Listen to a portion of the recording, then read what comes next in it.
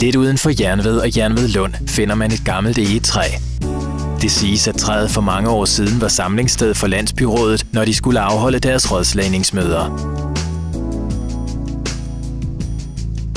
Træet står der stadig, men i dag foregår det helt anderledes i den aktive landsby. Nu mødes man i fælleshuset for at planlægge og udvikle aktiviteter.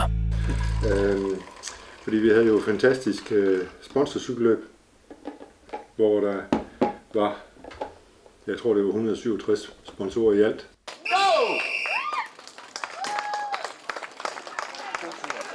Og vi ønsker den gode tur rundt på banen her. Opbakningen til cykelløbet er helt fantastisk. Vi har 36 ruter til at køre i år, hvor vi kører med holdhoved. Og de har lavet en fantastisk arbejde med at finde sponsorer. Og det har faktisk været rigtig fint og nemt at finde nogen til at cykle. Og det siger, at sammenholdet er rigtig godt ud. Jernved Idrætsforening får nogle penge til foreningsarbejde.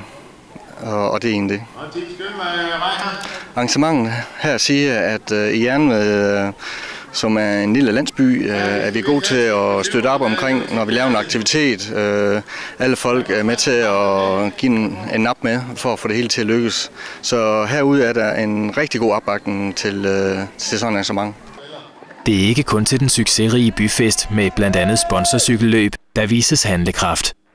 Der er også blevet lagt tusindvis af frivillige timer i opførelsen af det nye kultur- og aktivitetscenter med tilhørende sportshal.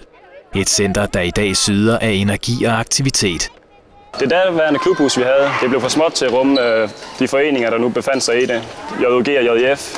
Så det ledte efter et sted, der var rigtig godt at opholde sig. Og hvad var bedre end her ved skolen? Så i 2002 der begyndte vi at bygge aktivitetshuset, som det står her i dag. Det var primært frivillige, der brugte masser af arbejdstider op. Og så var det lokale foreninger, der sponsorerede nogle penge eller nogle timer. Hvis det var en tømmervirksomhed, de var her på arbejde gratis og så videre i weekenderne. Så det var grunden til, at vi fik aktivitetshuset her i 2002. Vi har badminton og gymnastik her i hallen. Og så har vi også lige startet volleyballhold op. Og gymnastik, der har vi også, vi har alle fra 5 børn og puslinger, der er sammen med dem forældre. Og så ældre, der er heroppe og dyrker aerobic og så videre. Volleyball, det startede sidste år, og det har vi igen i år. Jernved og Jernved Lund ligger ikke alene praktisk i forhold til større byer som Esbjerg, Ribe og Bramming. Det ligger også rigtig flot placeret i et naturskønt område på højen af Kongeådalen.